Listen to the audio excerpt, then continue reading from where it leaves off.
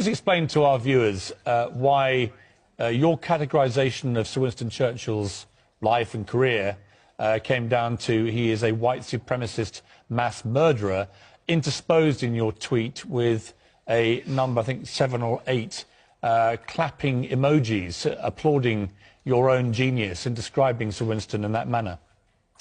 Yeah, absolutely. So let's make a comparison. Piers, you're a sensitive soul. Yesterday you accused me of being a racist for pointing out that you look like honey-glazed gammon.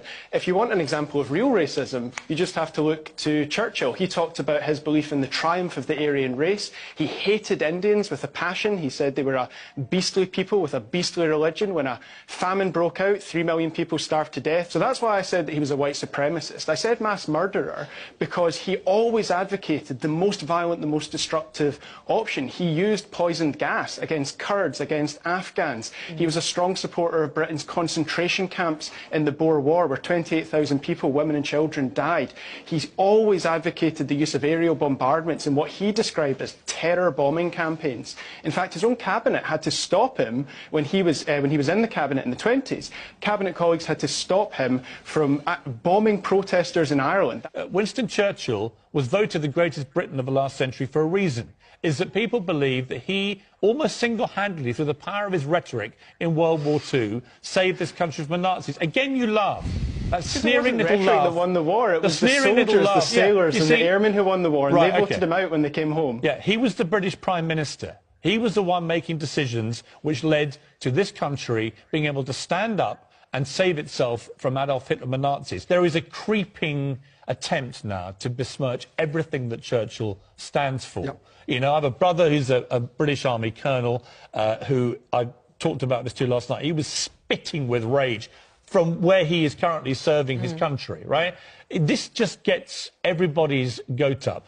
I don't defend everything Churchill did or said, right? I think he's a complex, difficult character in many ways. As any historical hero will be. But the idea that you simply eliminate... We heard a rant there, which at no point offered any balance or any attempt to say anything positive at all about this man. Well, I mean, if you want an example of racism, you can read some of Gandhi's work. Now, was Gandhi a racist? No, of course he wasn't. And he was a great and important figure. Or Nelson Mandela. Yeah, and Mandela said and did things in his early years that he would regret in his later years. So if you want to portray somebody as a racist in the sense that Ross does with his eloquent stupidity, it's very easy to do so. But if you want to portray Churchill as a racist, my great-great-uncle and he, when they were Conservative MPs, they crossed the floor to the Liberals in part because of their outrage at the treatment of Chinese indentured labour in South Africa. Now, Ross, if he checked his history, would know that. You can say that Churchill was an old-guard Conservative, and yet he supported the People's Budget in 1911. He campaigned for better treatment for coal miners, for shop workers, and he did many things which we will now regard as being central to the foundation of the welfare state. Bengal famine, you say yourself, they had a choice between feeding Bengal and feeding the Balkans, and at the time, Churchill, one of his great attributes, he focused this nation. And Ross, again, in his sort of crude misunderstanding of history, says, oh, you know, it was the servicemen who won the war. Yes, of course, it's always the servicemen who won the war. But our political leadership was not willing to fight that war in the first place. On Bengal, Mr. Greer, from the Cabinet Papers here, this is from direct message to Lord Wavell, his new Viceroy of India, right, from Churchill. Every effort must be made, even by the diversion of shipping, urgently needed for war purposes, to deal with local shortages in India. Then there are copies of letters he sends to the Prime Minister of Canada, to Australia, to Franklin D. Roosevelt and others, repeatedly over the next 2 years, in which he is beseeching them to help the people of Bengal. For you to categorise that as him being to blame for the deaths of 3 million people in Bengali, it's not just offensive, it is a downright lie.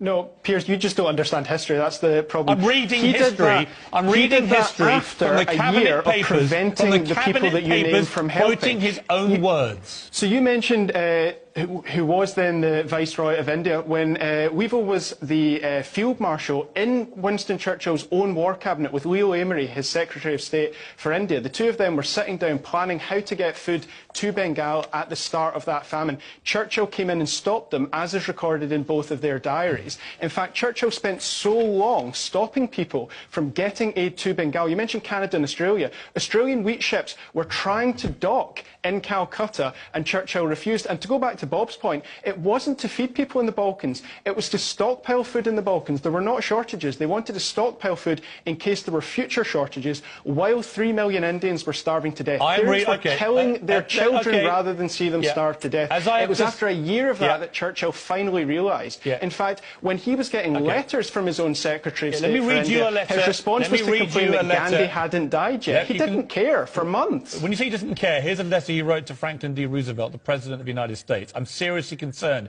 about the food situation in India. Last year we had a grievous famine in Bengali, through which at least 700,000 people died. This year is a good crop of rice, but we're faced with an acute shortage of wheat, aggravated by unprecedented storms. He's begging Franklin D. Roosevelt for help. But actually Roosevelt was unable to give him because he was... That's after he had destroyed 46,000 boats that could have got food around Bengal. He let that famine happen. So let me explain to you. After it happened for so long, after the photos reached the rest of the world and outraged the rest of the world, he then had to do something about it. Do you know what Sir Winston Churchill was actually doing during World War II? What is funny about any of this? What is funny about your attempts to smear the reputation of a great leader like Winston Churchill? Why do you get a kick out of this? Why do you not have any sense of honour about you, which allows you to offer even a semblance of balance? Again, you Piers, it's very brave of you to talk about honour when the one thing the British public know about you is that you were sacked from a newspaper for lying about British troops on the front page and refusing to apologise for it. Right, so the reason I didn't talk about honour. I knew you would do this, so let me explain what happened there. I was sacked from the Daily Mirror for publishing photographs of some British troops, rogue elements of a regiment, who had been abusing Iraqis. They were held to account, and some of them were imprisoned for the abuse that they enacted. I never apologised. Because the abuse happened. I then sat down with General Nick Carter, the head of the British Army, several years ago in northern France, and he told me that I was right to publish what I published. So I'm sure you know more than the head of the British Army 2 years ago, but I suspect you don't. Rather like you don't know more than what happened in Bengal during the famine and Winston Churchill's culpability. But let me come to a wider point, and I'm sure you're going to spray gun other stuff at me about my life, which is completely irrelevant. Let me ask you this. What's interest in your life? Let me ask you this. Do you believe that Winston Churchill did anything positive in World War II for the people of his country? Yes, he showed strong leadership, but let's not pretend that that wipes away everything else he did. I mean, you talk as if almost I wouldn't exist, or I'd exist in a very different way if it wasn't for Churchill. In fact, because of Churchill, I almost didn't exist at all. Because of Churchill's hatred for the workers on the Clyde and his refusal to properly defend the Clyde, my gran was almost killed in the Clydebank Blitz. Clydebank was the only place in the UK completely destroyed by German bombing because Churchill and his government wouldn't provide ammunition to the anti-aircraft batteries in Clydebank because they hated the workers and they hated the trade unions there. Bob mentioned what he did for miners. Miners in South Wales hate Winston Churchill because he deployed troops and police officers against them when they were just campaigning for their own rights. There are communities across the UK, never mind Ireland, Kenya, India. Bob, again, I asked him to say anything positive, and he immediately segues into the relentless diatribe of abuse against Churchill. If Churchill was a white supremacist, and Hitler clearly was a white supremacist, I mean, is there some moral equivalence between Hitler and Churchill that's being made here? Well, Ross, I just wonder whether that was the deliberate intention of those two phrases that you used.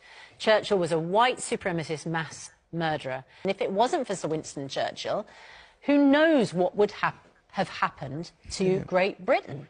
Yeah, not just Churchill, though. If it wasn't for Churchill, President Roosevelt of America, and Joseph Stalin of the Soviet Union. But we don't pretend that Joseph Stalin was a decent man. He was a scumbag. You're not Stalinist, are you, Piers? Thank you. That's the first word of common sense you've come up with this morning, mate. This is about us taking a rounded view of history. You said yourselves these are complex characters. You have no rounded view of history. You're here in the UK, we are hater. unable to talk. We're unable to talk about this without folk like yourself, Piers, having a tantrum. You can keep it's talking. very snowflake of you. I'm not snowflake about Winston Churchill. I know he was a flawed character. I also know that he almost single-handedly dragged this country from the abyss in World War II. That's wildly ahistorical. Wildly historical. When you say something's wildly historical, Mr. Greer, what you mean is correct, because history is history. No. So when you say I'm wildly historical, you mean I'm right.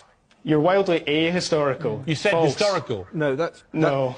Yeah. And let me ask you this. I think the thing is, Ross, you seem to be articulating a completely isolated, unique version of history. You just, No, you know, not at all. yes, well, you are, aren't you? I mean, everybody celebrates Sir Winston Churchill. No, they don't. If you go to hero. India, Ireland, Kenya, they absolutely don't. If you come to communities like Clydebank that I represent, if you go to the South Wales valleys, these mining communities, the problem is these points of view that have been long held, since Churchill did things to these communities, have not been allowed to get out because the prevailing narrative is of a war hero who you cannot speak ill of. But he is a complex character, and we need to start being honest about our own history. You can be critical, but the way that you're speaking about him, a white supremacist mass murderer... It's disgusting. It's absolutely disgusting. And it's the equivalence with Hitler, which I think people find really offensive. I didn't draw an equivalence between Winston Churchill and Hitler, but did you know one of his own cabinet ministers No one is denying that every historical hero should be scrutinised.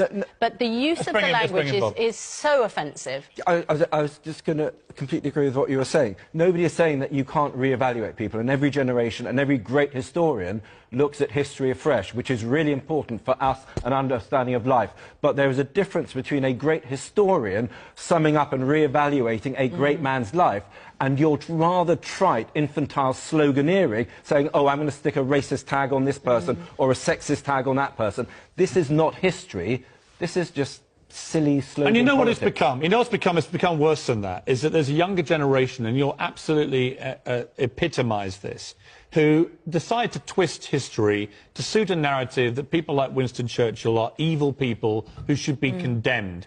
And you have not presented a single positive thought process about Winston Churchill at all, which I know that 95%, probably more of our viewers, will be looking at what you're saying, hearing what you're saying, with utter revulsion. And they'll be saying, why does this kid, who's 24, who's somehow been an elected official in Scotland, why does he not actually appreciate the great that Winston Churchill did, even if he doesn't like some of the other stuff that he did? And when you say that you drew no equivalence between Churchill and Hitler, we all know that Hitler was a white supremacist mass murderer. So when your only categorization of Winston Churchill in a tweet with all your clapping emojis is that Churchill was a white supremacist mass murderer, you are doing an equivalence with Adolf Hitler. You are saying the man who saved us, you are saying the man who saved us from the Nazis is actually no better than a Nazi himself. Do you believe that Winston Churchill was any better than a Nazi?